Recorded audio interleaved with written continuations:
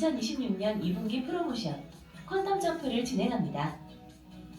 잦은 행사 및 가정의 달 등에 따른 영업 공백 해소와 3분기 1200% 룰 적용 전 목표 달성의 기회를 삼고자 2분기 프로모션을 마련하였습니다.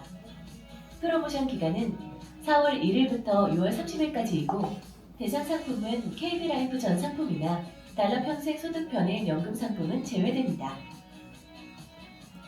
입상 기준 및 시상 내용은 다음과 같으며 달성 CMIP 기준으로 다양한 시상을 선택할 수 있습니다. 자세한 사항은 ERP 게시판을 참고해 주시기 바랍니다. 골프의 경우 24년부터 진행된 리더스 프로모션이 이번 2분기 프로모션 시상으로 변경되며 곤지암의 3대 명문 골프장이자 세계 탑 100 골프 코스에 이름을 올린 최고급 회원제 골프장인 렉스필드 CC에서 진행됩니다. 다음으로 추가 시상에 대해 안내드립니다.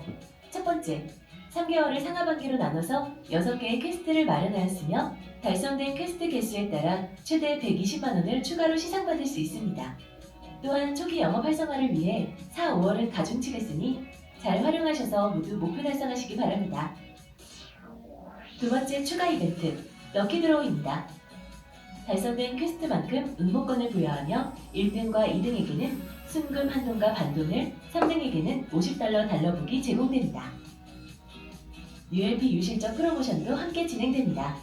얼리버드 기간과 세컨웨이브 기간 동안 KB라이프 CMIP 5만원 이상 달성 시 $10 달러북을 지급해드립니다.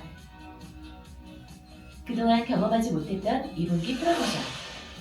정성껏 준비한 이번 프로모션으로 LP님들 모두 풍성하고 행복한 봄날 보내시기를 응원합니다.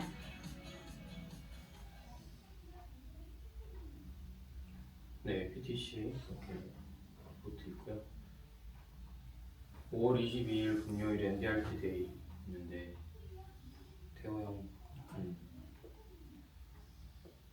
참석하실 분 EDSN을 얘기해 주시고요. 네, 퀀텀 점프 진행 중인데 4월달은 1.2배 해주니까 40 나누기 1.2 하면 채울 수 있으니까 하실 때 좀 활용하시면 좋을 것 같고요.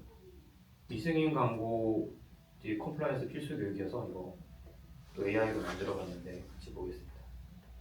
안녕하세요. 4월 렛츠 컴플라이언스 주제는 미승인 광고입니다. 교육을 시작하겠습니다. 최근 지혜협회 불법 광고 모니터링 센터로부터 미승인 광고 신고 사례가 급증하고 있습니다.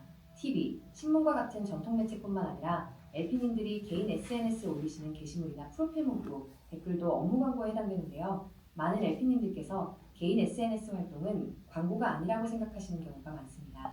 오늘의 교육을 통해 내가 인터넷에 올린 글이나 댓글이 미승인 광고는 아니었는지 스스로 점검하는 시간을 가져보려고 합니다. 광고를 진행하기 전 준법감 시인의 사전 승인을 받아야 한다는 점은 LP님들께서 인지하고 계실 겁니다. 그러나 광고의 범위까지는 많이 헷갈려 하시는데요. 오늘은 많은 분들이 궁금해하시는 광고 범위에 대해 Q&A 형식으로 정리해봤습니다.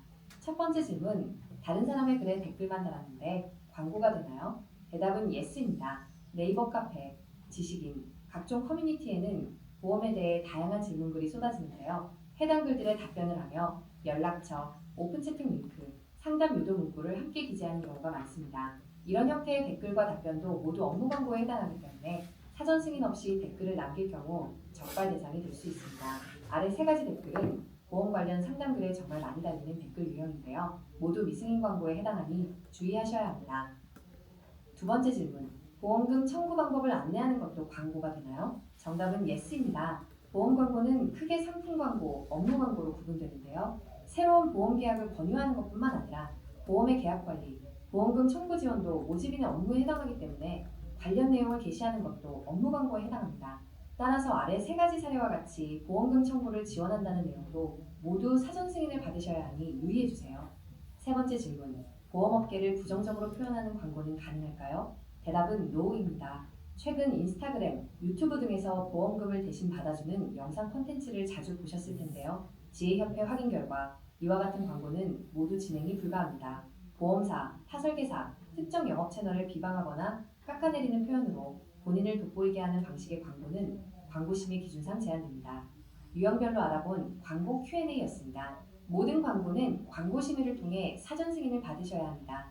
우선 게시물을 올리고 나서 확인하는 것이 아닌 올리기 전에 승인을 먼저 받아주세요. 광고 시기 신청 방법은 ERP 업무 표준 메뉴에서 확인 가능합니다. 끝까지 집중해서 교육을 수강해주신 LP님들 감사합니다. 안녕하세요. 네. 그리고 지난번에 3월 23일에 회사에서 했던 교육인데 이걸 좀 대상 목적 이렇게 넣어가지고 노트북 LM으로 돌려봤는데 그냥 리마인드창 보시면 될 것 같고요. 제가 계속 올리는 유튜브 링크에 있으니까 한번 보시면 되는데 이거 잠깐만 찍을게요.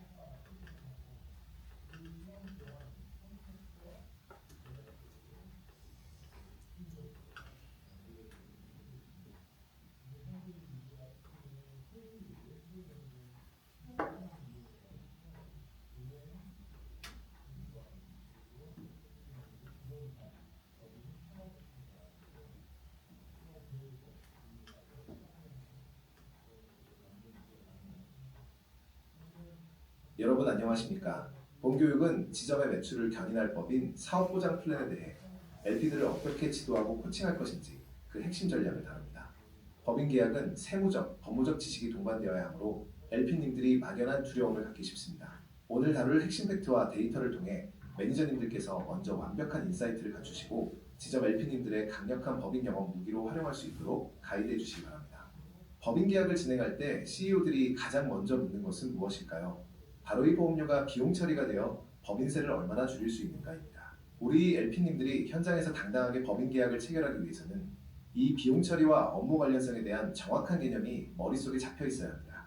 본 교육은 이러한 세무적 이점을 합법적이고 논리적으로 고객에게 전달하는 방법을 다룹니다. 법인 계약의 근간을 이루는 두 가지 기둥은 비용 처리와 업무 관련성입니다. 법인이 납입하는 보험료가 세법상 송금으로 인정받기 위해서는 회사의 업무와 명확한 관련성이 입증되어야 합니다. 매니저님들께서는 LP님들과 롤플레잉을 진행하실 때 이 두 가지 키워드가 고객 설득의 서두에 반드시 등장하도록 지도해 주셔야 합니다. 보험료는 크게 소멸성 보험료와 적립보험료로 나뉩니다. 법인세 계산 시 비용 처리가 가능한 영역은 바로 소멸성 보험료입니다.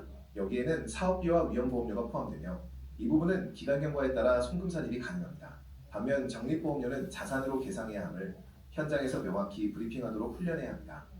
가장 기본적이면서도 중요한 계약 구조입니다. 법인 계약으로 인정받기 위해서는 계약자와 수익자가 반드시 법인이어야 하며 피보험자는 임원 또는 직원이어야 합니다. 만기 환급금에 해당하는 부분은 자산으로 잡고 나머지는 손금 산입하는 것이 이 구조의 핵심 재무 처리 방식입니다. 현장에서 LP님들이 자주 겪는 딜레마입니다. 대표님들이 지분을 가진 배우자나 자녀를 피보험자로 넣고 싶어 하실 때가 있죠. 계약 자체는 성립할 수 있습니다. 하지만 이 경우 납입되는 보험료는 회사의 업무 관련성이 없다고 간주되어 손금 산입, 즉 비용 처리가 매우 어렵습니다. 매니저님들은 이럴 경우 리스크를 피해 전액자산 처리하도록 안전한 컨설팅 방안을 제시해 주셔야 합니다. 보험의 성격에 따라 세무 처리 방향이 완전히 달라집니다. 저축성 보험은 위험보험료나 사업비 등 소멸성 보험료의 비율이 현저히 낮아 납입액의 대부분을 100% 자산으로 처리해야 합니다. 반면 보장성 보험은 가입 시점부터 즉각적인 비용 처리 효과를 기대할 수 있어 법인세 절감을 노리는 CEO들에게 훨씬 매력적인 제안이 됩니다. 보장성 보험 내에서도 정기보험과 종신보험의 차이를 명확히 인지해야 합니다. 순수보장성인 정기보험은 만기 환급금이 존재하지 않으므로 납입보험료 100%를 비용 처리할 수 있습니다. 그러나 종신보험은 해약 환급금이 발생하므로 상품의 구조에 따라 다르지만 대략 20에서 30% 선에서 손금 산입이 가능하다고 가이드하시면 됩니다. 실무에서 LP님들이 가장 많이 묻는 질문 중 하나입니다. 현재 당사에서는 종신보험에 대한 사업비, 위험보험료 분리 상세 내역서를 발급하지 않고 있습니다. 이럴 때는 어떻게 해야 할까요? 연도별 해약 환급금 증가액은 자산으로 계상하고 납입보험료 중 그 차액에 해당하는 나머지만 비용 처리하는 방식을 안내하시면 됩니다. 이는 국세심판내에 근거한 안전한 방식입니다. 그렇다면 사망을 보장하는 종신보험이 어떻게 법인의 업무 관련성을 인정받을 수 있을까요? 바로 대표님의 유고가 법인 존속에 직면한 리스크가 되기 때문입니다. 수익자가 법인으로 되어 있는 사망보장은 대표님 부재 시 발생할 수 있는 사업자 운영의 어려움을 대비하는 리스크 관리 차원으로 인정되므로 정당한 비용 처리가 가능합니다. 법인 계약 시 가장 주의해야 할 함정입니다. 종신보험의 상해나 질병 특약을 부과할 때 혹시라도 그 특약의 수익자를 임직원 개인이나 대표님 개인으로 지정하면 큰일 납니다. 회사의 업무 관련성이 없다고 간주되어 해당 특약보험료는 비용 처리를 받지 못합니다. 만약 특약 수익자를 개인으로 지정하여 업무 관련성이 부인되면 어떤 일이 벌어질까요? 단순히 법인의 비용 처리가 안 되는 것으로 끝나지 않습니다. 국세청은 법인이 개인을 위해 대신 돈을 내준 것으로 보아 해당 납입액을 대표님의 급여상여로 처분합니다. 즉, 대표님 개인의 소득세가 급증하는 최악의 결과가 발생하므로 LP들의 꼼꼼한 청약 관리가 필수입니다. 따라서 매니저님들께서는 지점원들에게 이 한 문장을 각인시켜야 합니다. 모든 수익자는 무조건 법인으로 지정하라. 만기든 상해든 사망이든 하나라도 수익자가 법인이 아니게 지정되면 전체 계약의 비용 처리가 부인될 리스크가 존재합니다. 철저한 확인이 필요합니다. 지금까지 CEO 중심의 종신 정기보험을 보셨다면 이제는 직원들의 복리후생 차원에서 접근하는 단체보험을 살펴보겠습니다. 단체보험은 직원들의 애사심을 고취시키고 핵심 인력의 이탈을 막는 훌륭한 툴입니다. 여기서 우리가 중점적으로 세일즈해야 할 포인트는 바로 연 70만 원의 비과세 혜택입니다. 연 70만 원까지 비과세 복리후생비로 완벽하게 인정받기 위해서는 조건이 있습니다. 피보험자와 수익자가 종업원이어야 하며 상품은 만기 환급금이 납입보험료를 초과하지 않는 순수보장성 보험이어야 합니다. 종신보험처럼 환급률이 100%를 초과하는 상품은 이 조항의 혜택을 받기 어렵다는 점을 LP님들에게 교육해 주십시오. 앞서 살펴본 조건에 맞춘 단체보험의 정확한 수익자 세팅법입니다. 만기와 상해 시 수익자는 당연히 다친 종업원 본인이 되어야 합니다. 그리고 사망 시의 수익자는 법인이 아니라 반드시 종업원의 법정 상속인 형태로 지정해야만 완전한 복리후생적 성격으로 인정받아 비과세 처리가 가능합니다. 고객들이 자주 오해하는 부분입니다. 1인당 연간 납입액이 70만 원을 넘어가면 비용 처리가 안 되는 것 아니냐고 묻습니다. 아닙니다. 비용 처리는 전액 다 가능합니다. 다만 70만 원까지는 직원에게 사대보험이나 소득세가 붙지 않는 비과세 급여이고 이를 초과하는 금액은 직원의 근로소득으로 모아 과세급여로 처리된다는 세무적 차이만 있을 뿐입니다. 납입 한도 초과 시의 상황을 명확히 비교해 보겠습니다. 법인 입장에서는 1인당 100만 원을 내든 200만 원을 내든 전액 법인의 비용으로 인정받으므로 문제될 것이 없습니다. 하지만 종업원 입장에서는 70만 원을 초과한 금액이 자신의 연봉에 얹혀져 소득세와 건강보험료 등이 오르는 체감상의 불이익이 발생할 수 있습니다. LP님들은 계약 시 이 점을 CEO에게 미리 고지해야 합니다. 직원들의 이직률이 높거나 방금 말씀드린 직원의 세금 증가 문제를 피하기 위해 단체보험의 수익자를 아예 법인으로 돌려버리고 싶어하는 대표님들이 많습니다. 이렇게 지정하면 법적으로 어떤 변화가 생길까요? 더 이상 세법상 70만 원 비과세 한도가 적용되는 복리후생비가 아니라 우리가 앞서 배운 일반 법인 계약과 동일하게 간주됩니다. 수익자가 법인이 된 단체보험은 일반 CEO 플랜과 회계 처리가 같아집니다. 만기 환급금은 자산으로 묶이고 위험보험료 등만 비용 처리됩니다. 더 큰 실무적 문제는 상해나 질병이 발생했을 때 법인이 보험금을 수령하므로 종업원 개인이 보험사에 직접 보험금을 청구하고 받기가 매우 번거로워진다는 사실입니다. 만약 법인이 수령한 단체보험금을 다친 임원이나 직원의 위로금 명목으로 지급하려고 한다면 어떻게 될까요? 특히 임원에게 지급할 때는 임원 퇴직금이나 임원 상여금과 관련된 회사 정관에 명확한 규정이 있어야만 인정받을 수 있습니다. 법적 근거 없이 과도하게 지급하면 국세청은 이를 업무 무관 비용으로 보아 법인세와 임원의 소득세를 수증하는 상여 처분을 내릴 수 있으니 각별히 유의해야 합니다. 법인 영업의 후반부에 반드시 등장하는 이슈가 바로 보험증권의 명예 변경, 즉 양도입니다. 법인이 납부하며 자산으로 쌓아둔 보험을 은퇴하는 대표님, 개인 명의로 넘겨줄 때 이 증권의 가격을 얼마로 계산해서 법인에서 넘겨줘야 세무서에서 인정해줄까요? 이것이 바로 시가평가의 핵심 과제입니다. 놀랍게도 현행세법에는 생명보험증권의 평가 방법에 대해 이렇게 계산하라는 구체적인 계산식이 명시되어 있지 않습니다. 하지만 과세관청의 기본 입장은 명확합니다. 특수관계가 없는 사람들 사이에서 정상적으로 거래되는 가격, 즉 시가로 평가하라는 것입니다. 시가를 알기 어려울 때는 상속세법의 평가 규정을 끌어와서 준용하게 됩니다. 상속세법의 원리를 가져와서 과거 수많은 조세 심판과 판례를 거치며 정립된 실무적인 룰이 있습니다. 법인증권을 개인에게 넘길 때는 법인이 그동안 낸 총 납입보험료와 명예 변경 시점의 해약 환급금 중 더 큰 금액으로 평가하는 것이 국세청의 기본이자 안전한 가이드라인입니다. 현장에서 일부 세무사나 브로커들이 최근 조세 심판례를 들고 와서 해약 환급금으로만 평가해도 무방하다며 고객을 현혹하는 경우가 있습니다. 하지만 매니저님들은 LP님들이 중심을 잡도록 교육하셔야 합니다. 해당 판례는 그 법인의 특수한 사정이 반영된 결과일 뿐입니다. 국세청은 여전히 보수적으로 납입보험료와 해약 환급금 중 큰 금액을 고수하고 있으며 무리한 해약 환급금 평가는 세무조사 타깃이 될 수 있습니다. 최근 무해지나 저해지 종신보험으로 CEO 플랜을 짜고 명예 변경 시 해약 환급금이 0원이니 세금 없이 대표 개인으로 넘기자고 제안하는 꼼수 영업이 성행하기도 했습니다. 하지만 과세관청은 바보가 아닙니다. 형식상은 0원이더라도 실질적인 보험의 가치가 살아있기 때문에 실질과 세원칙을 들어 이를 영원으로 인정하지 않을 가능성이 매우 높습니다. 따라서 무해지 및 저해지 상품을 법인 플랜에 활용하실 때는 명예 변경 시 세금 이슈에 대해 더욱 보수적으로 안내해야 합니다. 무조건 납입보험료와 해약환급금 중 큰 금액, 보통 납입보험료가 되므로 가치를 평가하여 양도해야 뒤탈이 없음을 LP님들에게 강력히 주지시켜 주시기 바랍니다. 지금까지 전통적인 법인 비용 처리와 제도를 살펴보았습니다. 이제부터는 우리 KB라이프만이 제안할 수 있는 한 차원 높은 사업보장 플랜으로 넘어가겠습니다. 과거의 법인 영업이 CEO의 사망을 가정한 경영인 정기보험이나 퇴직금 마련에만 치중했다면 이제는 CEO가 큰 병에 걸려 살아있지만 이를 못하게 되는 생존, 질병 리스크로 포커스가 이동하고 있습니다. 법인 계약으로 종신보험만 가입하던 시대는 지났습니다. 기존 CEO 플랜에 더해 이제는 건강보험을 활용하여 종합사업보장 플랜을 완성할 때입니다.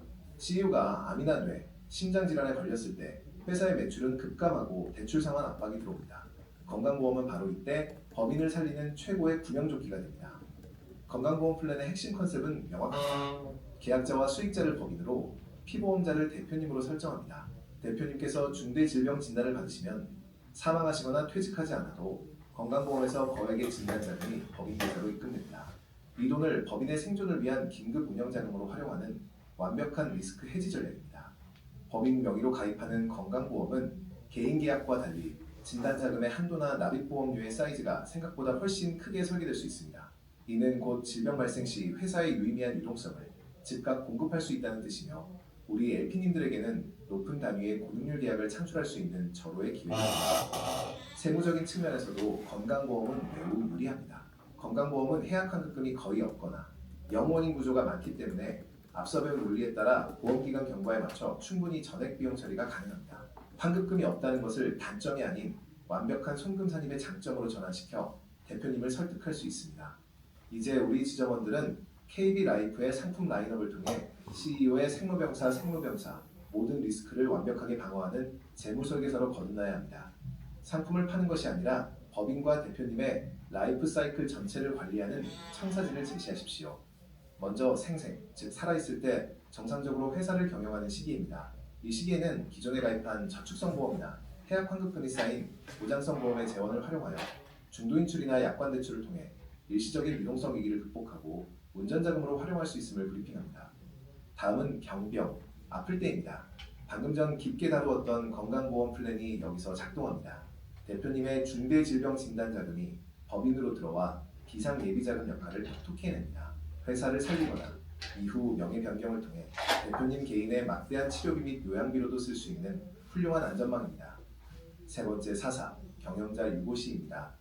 이는 전통적인 법인 영업의 핵심이죠. 갑작스러운 사망 시 법인으로 귀속되는 거액의 사망보험금을 통해 은행 대출을 갚아 법인의 존속을 보장하고 훗날 개인으로 귀속될 경우 가족들의 막대한 상속세 납부 재원으로 활용되는 완벽한 그림을 그려주셔야 합니다. 마지막 노노, 영광스러운 은퇴의 순간입니다. 그동안 법인 명의로 잘 불려온 보험 자산을 퇴직금 정산 규정에 맞추어 대표님 개인에게 지급합니다. 영목이지 종신이나 넥스트 레벨 등의 상품을 통해 세금 부담을 최소화하면서 평생 마르지 않는 노후연금 재원을 마련해 드리는 것이 이 플랜의 완성입니다. 매니저님들, 현장의 LP님들은 저 대표님은 이미 7년의 약속, 경영인 정기보험 다 가입해서 더 들어갈 구멍이 없어요 라고 말합니다. 아닙니다. 기존 상품이 해결해주지 못하는 생존 시의 질병 리스크를 건강보험 진단자금 플랜으로 제안하십시오. 이미 계약을 체결해본 신뢰가 있기 때문에 추가적인 업셀링이 훨씬 쉽습니다. 오늘 교육자료의 마지막에도 쓰여있듯 우리가 안 움직여서 그런 거지 못해서 안 하는 건 아닙니다. 시장에는 아직도 비용 처리의 기본이나 건강보험 사업보장의 가치를 모르는 CEO들이 넘쳐납니다. 매니저님들께서는 당장 내일부터 지점 내의 법인 가망고객 리스트를 올리고 오늘 배운 논리로 실전 롤플레잉을 강력하게 추진해 주십시오. 긴 시간 심도 있는 교육에 참여해 주셔서 감사합니다. 여러분은 든든한 KB라이프의 브랜드와 상품 라인업이라는 훌륭한 무기를 쥐고 있습니다.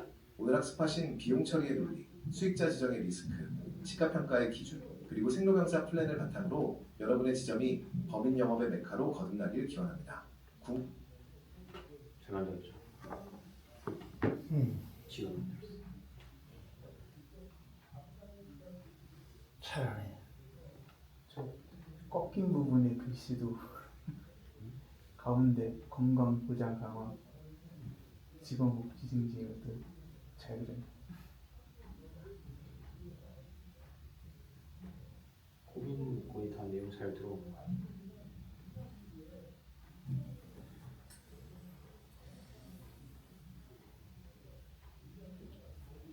이번에 미스터리 쇼핑을 해야 되는데 멤버가 없어요. 그거까지 나한테 하고 아니 그래서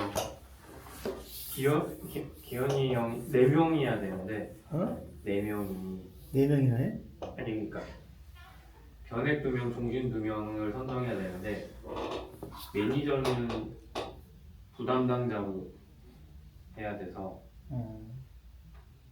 형 변액 잘하죠? 아니 내가 하는 거는 저거하고 상관없지. 저거는 미스터 쇼핑은 보고 읽어야 되는 거 아니야. 근데 코리오 LP가 손천 선배랑 형이랑 기현이 형밖에 없어. 우리는 안 한다 그래. 우리는 없다 그래. 변에 파는 사람 없다 그래. 변에 저기 선찬이 팔겠구나. 그래서 변액할래요? 일반 할래요? 나 저거 했잖아. 나 410을 했잖아. 410. 해야 그렇죠. 손천 선배 뭐 하라고 해주시네. 기현이 형도 시키고 형이 변액하고 기현이 형이 그냥 종신하고 저랑 데이SM이 부담당자로 한 개씩 이렇게 들어가요. 어차피 한 번씩 다 돌아옵니다 무조건. 내년에는 ULT가 하겠죠. 변액을 맡아주시고 제가 서브를 하고 DSM이 기현의 비님이 종신하고 DSM이 종신 서브로 해주시면 하고 끝나면 맛있는 거 먹읍시다 같이 4명. 왜 안 돼? 모르겠지 먼저도 지정 인원수 맞춰서 해줘야 될 것 같은데 지금 다음 주가 PTC라서 이달의 이슈 그냥 좀 보고 마무리하겠습니다.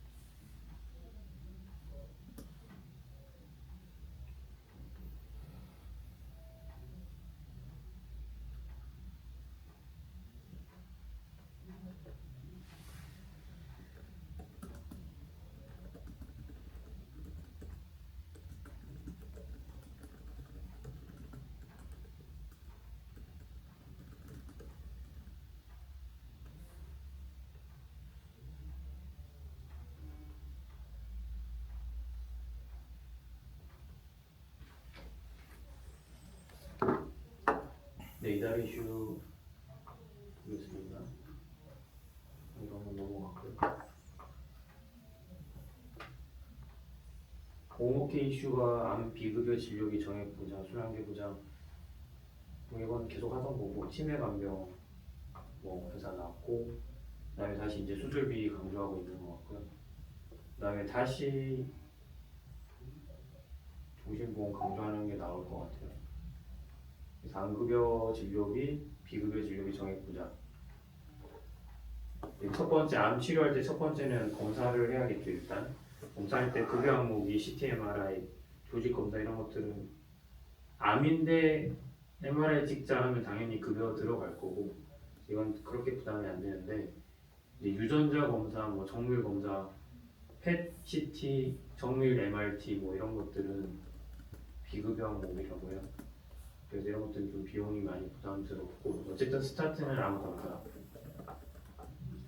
그 다음에 두 번째는 이제 수술인데 일반적인 암 수술은 그렇게 비싸진 않죠. 왜냐하면 산정특례가 되니까 5% 정도만 내면 되니까 그리고 복강경 수술도 하는데 요즘은 빠른 회복이랑 또 로봇 수술로 예약을 하면 의사들이 예약을 좀 빨리 잡을 수 있대요. 대기 이런 것들을 단축을 시킬 수 있대요.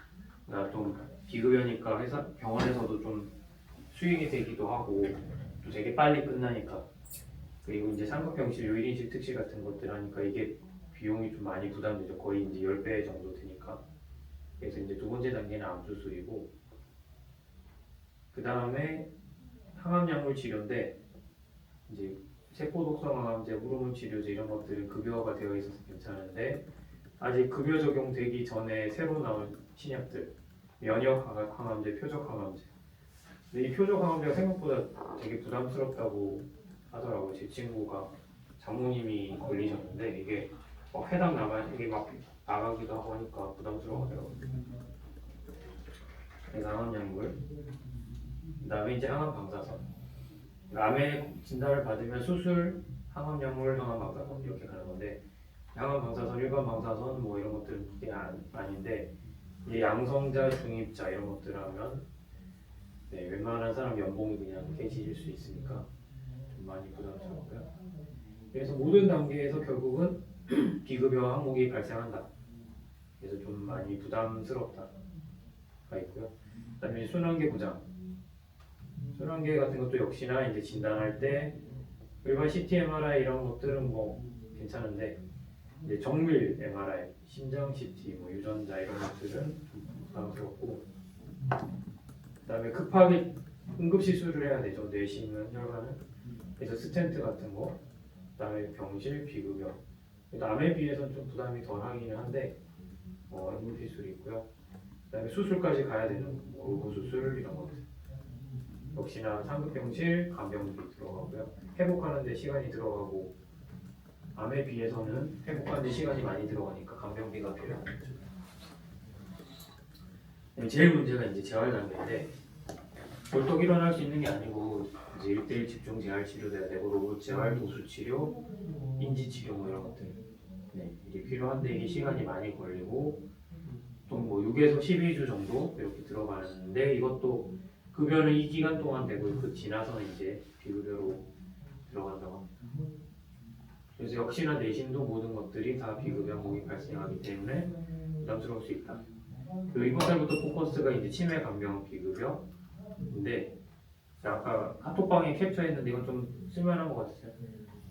이게 2004년 6월에 뜬 건데 실제 등급들의 비중 중에 4등급이 제일 많다. 그래서 전체가 1165만 명. 우리나라가 5천만 명 조금 안 된다 했을 때 4명 중에 거의 1명이죠.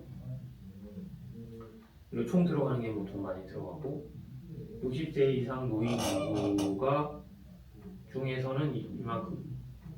그래서 한정대비 인정률 뭐 이거 하면은 거의 다 인정이 된다. 일단 4등급이 제일 많고 거의 절반은 4등급이다 이렇게 보시면 되고요. 근데 역시나 뭐 당연히 집에서 하고 싶어 하겠죠. 내 집에서. 그래서 시설 쓰는 건수보다 집에서 하시는 분들의 건수가 거의 5배가 많다.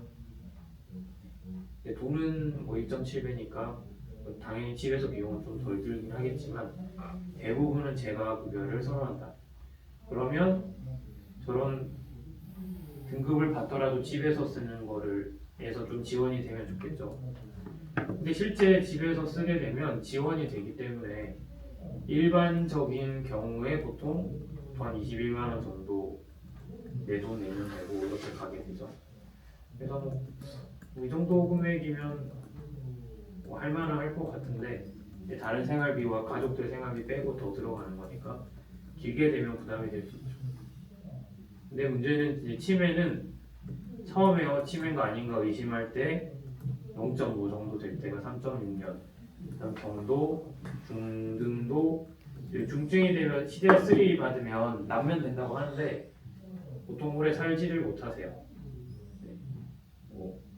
그래서 이렇게 다 합쳐도 보통 10년 정도 들어가고 1인당 집에서 돌보게 돼도 한 1,733만 원. 시설 들어가면 거의 사회초년생 연봉 정도가 들어가니까 부담스럽죠. 근데 이제 요즘 뜨는 게 치매 원인 물질 제거하는 레캠비고 이거는 보니까 딱 초기 단계에만 쓸 수 있고 중간 넘어가면 써도 효과가 없고 비싸기만 하고 부작용도 제법 많이 있더라고요. 하지만 지원 효과가 되게 입증이 됐고 나온 지 5개월 만에 500만 병이 쓰였다고 합니다. 74% 알츠하이머고 아밀로이드 베타가 이 원인인데 이거를 레캠비로 제거할 수 있다. 너무 좋은 약이고 초기에 좀 이상한데 할 때 빠르게 쓰는 게 요즘의 트렌드인데 문제는 되게 이거만 맞는 거랑 위고비랑 같이 맞아야 될 것 같은 느낌인데 40kg는 1,872만 원인데 100kg는 4,680만 원이 들어간다고 합니다. 체중이랑 그대로 비례돼서 몸무게가 많아지면 너무 돈이 많이 부담스럽죠. 저희도 한 이 정도 밑은 맞춰야 되지 않을까.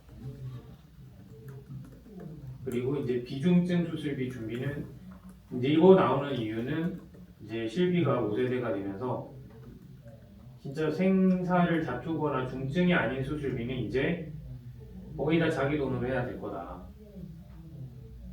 그래서 이제 경증 질환 보장이 이제 원래 연간 보상한도 뭐 입원하고 이러면 5천까지인데 1,000만 원 줄어들고 자기 부담도 절반은 내야 된다. 그리고 하지만 수술비 준비를 미리 하시면 정액 지급이고 옹료 변함없고 비갱신했을 때 자기 부담은 없고. 그래서 지금 트렌드가 이렇게 갈 거고요. 이제 첫 번째로 보면 슬관절 보통 강아지들 많이 뛰어내리다가 다치고 하는데 무릎 수술을 하면 인공관절로 바꾸는 건데 뭐 건수가 이렇게 많이 늘어나고 있고 전체 수술에서 3등을 차지하고 이거 수술하면 보통 20일 3주내 입원해야 된다 보시면 되고요. 돈은 증여하겠다. 그래서 엄청나게 늘어났다고 합니다. 특히 70대 이상이신 분들이. 그래서 점점 이제 하지만 이제 부의 대물림이 금융으로 점점 바뀌고 있고 부동산보다 요즘은 이제 주식이나 뭐 이런 금융자산을 많이 한다고 하고요. 그래서 자식한테 여러 가지 방법들이 있는데 종신보험을 활용하는 것도 분할적으로 해서 하시면 좋겠다. 그리고 선택하시느냐에 따라서 실제 세금 부분은 뭐 주식은 상속세도 나고 배당소득세 나가지만 각각의 장단점이 있고 복합을 하면 좋을 것 같습니다. 한쪽에 몰빵이 아니라. 각종 상품들은 뭐 저희 치매감염보험들이 있고요. 특별한 내용들은 지금 다 건강 쪽으로만 막 밀고 있어서 저희 체질에는 좀 맞지 않아서 그렇긴 한데 뭐 일단은 트렌드 활용하는 게 좋을 것 같고요.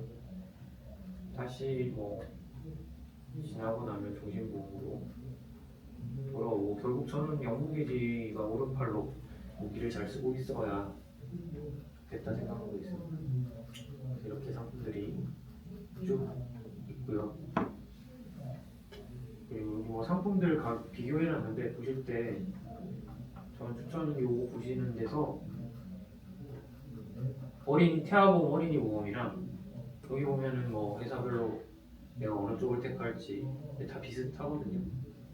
가격도 거기서 거기고 저는 메리츠나 메리츠 KB 그리고 뭐 DB 정도 한 태아나 현대까지 원하시면 하는데 메리츠 KB를 좀 많이 하는 편에서 카드 납도 좀 괜찮고 그 다음에 치아보험을 하실 때는 운전자도 뭐 편하신데 하시면 되고요. 치아가 안 들어있구나. 반려동물 보험도 뭐 회사별로 다 있으니까 뭐 DB, KB, 메리츠가 좀 편한 것 같고 DB가 시책을 50%더 얹어주니까 뭐 어디에도 상관없으면은 DB 하시면 조금 더 유피님들께 도움될 겁니다. 그리고요.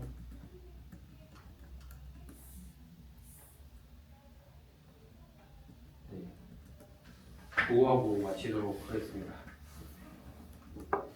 고준비! 아름다운 동산! 행복한 가원, 명가중이었든 최고의 가원, 화이팅!